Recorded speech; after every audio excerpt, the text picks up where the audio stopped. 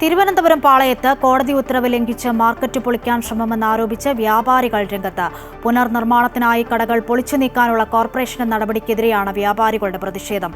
ഇപ്പോൾ അനുവദിച്ചിരിക്കുന്ന താൽക്കാലിക കെട്ടിടത്തിൽ വേണ്ടത്ര സൗകര്യമില്ലെന്നും വൃത്തിഹീനമായ സ്ഥലത്താണ് കെട്ടിടം നിലനിൽക്കുന്നതെന്നുമാണ് വ്യാപാരികളുടെ പരാതി.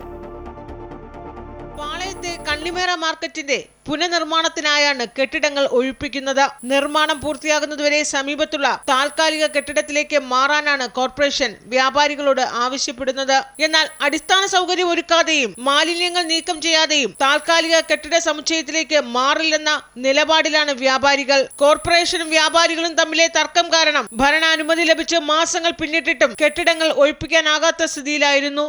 കെട്ടിടം പൊളിക്കുമെന്ന് ചൂണ്ടിക്കാട്ടി നിരവധി തവണ കടകൾക്ക് മുന്നിൽ നോട്ടീസ് പതിക്കുകയും നൽകുകയുമൊക്കെ ചെയ്തെങ്കിലും വ്യാപാരികൾ വഴങ്ങിയിരുന്നില്ല.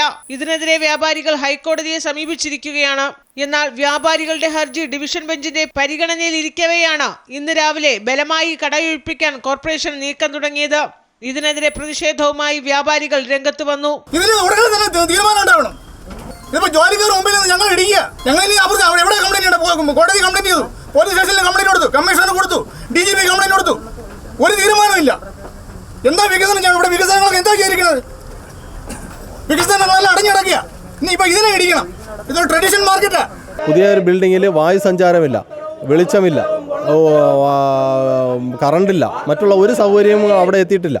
പക്ഷേ ബലാത്കാരമായിട്ട് ഇന്ന് രാവിലെ കട തുറക്കാൻ വന്നപ്പോൾ പൂട്ടുകൾ അടിച്ചു പൊട്ടിച്ചിട്ട് പോലീസിൻ്റെ സഹായത്തോടു കൂടി കടകളിൽ നിന്ന് സാധനങ്ങളെല്ലാം വാരി പുറത്തിട്ട് ഞങ്ങളെ ഒഴിപ്പിച്ചുകൊണ്ടിരിക്കുകയാണ്. ശരിക്കും ഒരു കലാപം ഉണ്ടാക്കുന്ന രീതിയിലാണ് ഇവിടെ പ്രവർത്തനം നടന്നിരിക്കുന്നത്. കാരണം രാവിലെ ഒന്ന് കട തുറന്ന് നോക്കുമ്പോഴെല്ലാം പൂട്ടെല്ലാം പൊളിച്ചിട്ടിരിക്കുകയാണ്.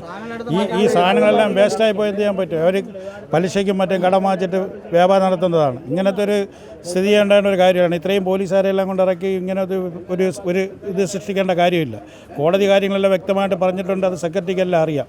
അപ്പോൾ മനഃപൂർവ്വം ഒരു പ്രശ്നം ഉണ്ടാക്കി, ഒരു കലാപം ഉണ്ടാക്കി, ഒരു പുതിയ രീതിയിൽ കാര്യങ്ങൾ തിരിച്ചുവിടേണ്ട രീതിയിലാണ് കോർപ്പറേഷൻ കാണിക്കുന്നത്.